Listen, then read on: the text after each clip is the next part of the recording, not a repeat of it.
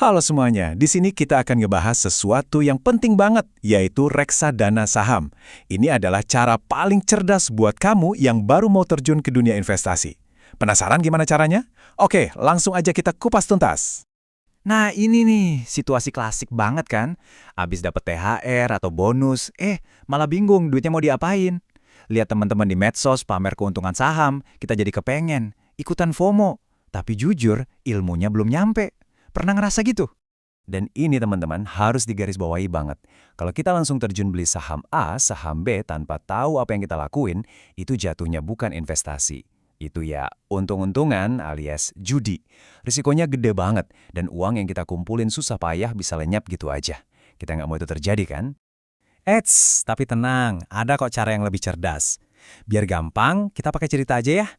Coba bayangin, kita punya teman yang jago banget soal investasi, namanya Diego. Nah, gimana ceritanya si Diego ini bisa jadi solusi buat kita? Gini ceritanya, simple banget. Kamu sama teman-teman kamu patungan aja. Duitnya dikumpulin, terus udah, kasih aja semua ke si Diego. Biar dia yang pusing mikirin mau beli saham apa, kapan jual, kapan beli. Tugas kita cuma duduk manis, terima laporan tiap bulan. Gampang banget kan? Oke, Cerita Diego tadi itu bukan dongeng pengantar tidur ya. Itu tuh analogi paling pas buat ngejelasin cara kerja reksadana saham di dunia nyata. Sekarang, yuk kita terjemahin peran-peran di cerita tadi ke istilah keuangan yang beneran. jadi si Diego alias teman kita yang ahli itu, kalau di dunia nyata namanya adalah manajer investasi. Mereka ini bukan orang sembarangan, tapi profesional yang punya izin resmi buat ngelola duit orang. Mereka ini otaknya. Terus, uang 10 juta yang tadi kita kumpulin bareng-bareng itu, istilah kerennya adalah Asset Under Management, atau biasa disingkat AUM. Gampangnya, ini tuh total semua dana dari para investor yang dipercayakan ke satu manajer investasi. Ingat kan si Diego minta imbalan jasa? Nah, di dunia nyata itu namanya expense ratio. Semacam biaya pengelolaan lah. Kan adil ya? Kita nggak perlu pusing analisis pasar, sebagai gantinya kita bayar biaya kecil buat jasa profesional mereka. Jadi sekarang kita tahu nih, ada dua pilihan utama. Kita bisa coba-coba belajar dan beli saham sendiri, yang tentunya butuh waktu dan tenaga, atau kita bisa delegasikan aja ke Diego. Coba kita bandingin langsung deh, biar makin jelas bedanya. Lihat deh tabel ini, perbedaannya kelihatan banget. Kalau beli saham sendiri, wah PR-nya banyak.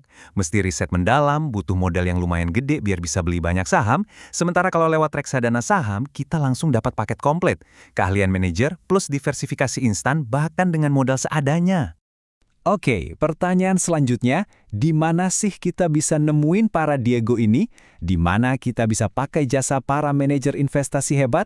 Tenang, jawabannya ada di genggaman tangan kita. Caranya gampang banget, yaitu lewat aplikasi yang secara resmi disebut APRD, atau Agen Penjual Efek Reksadana. Anggap aja aplikasi-aplikasi ini semacam marketplace tempat para Diego, atau manajer investasi nawarin jasa mereka. Kita tinggal pilih mana yang paling cocok buat kita.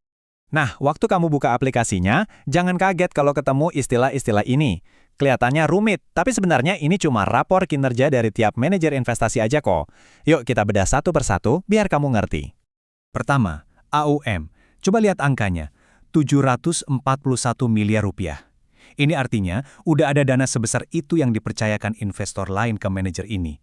Logikanya, makin besar AUM-nya, makin banyak orang yang percaya sama kinerjanya. Berikutnya, kinerja dan biaya. Return 1 tahun itu nunjukin keuntungan dalam 1 tahun ke belakang. Drawdown itu kasarnya nunjukin resiko penurunan terparah yang pernah dialami. Dan expense ratio itu biaya tahunan yang harus kita bayar. Gampangnya, kita cari yang returnnya tinggi tapi drawdown dan biayanya wajar. Biar lebih kebayang, return 20,82% itu artinya apa sih? Gini, andai aja setahun lalu kamu naruh uang 1 juta rupiah, hari ini uang kamu bisa jadi sekitar 1,2 juta rupiah. Untung 200 ribu tanpa perlu pusing analisis grafik sama sekali. Menarik banget kan? Nah, ini dia pertanyaan paling penting yang mungkin ada di kepala kamu. Duit gue aman nggak? Nanti kalau manajernya kabur di mana? Kekhawatiran yang sangat wajar. Dan tenang aja, sistemnya udah dirancang sangat aman. Ini dia lapis keamanannya. Pertama, semua aplikasi APRD itu diawasi ketat oleh OJK. Kedua, dan ini yang paling krusial, uang kita itu nggak disimpan di rekening si manajer investasi. Uang kita disimpannya di bank khusus yang namanya bank kustodian. Jadi si Diego ini cuma bisa kelola tapi nggak bisa ambil uangnya. Aman banget. Dan enaknya lagi, semuanya transparan. Kita bisa lihat uang kita itu diinvestasikan ke saham perusahaan apa aja.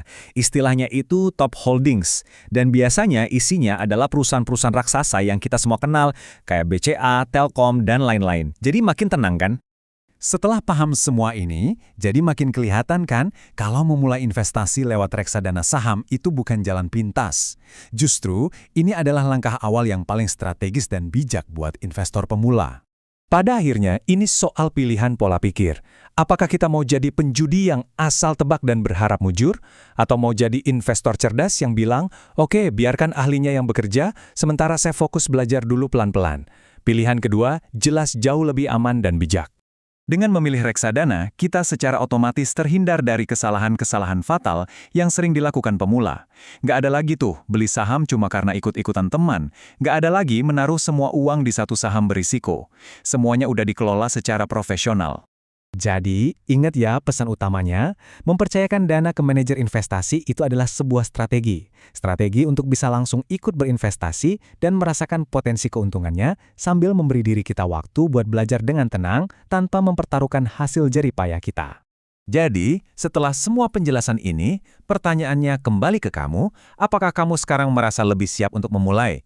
Karena mengambil langkah pertama dengan cara yang benar, itu artinya kamu sudah setengah jalan menuju kesuksesan investasi.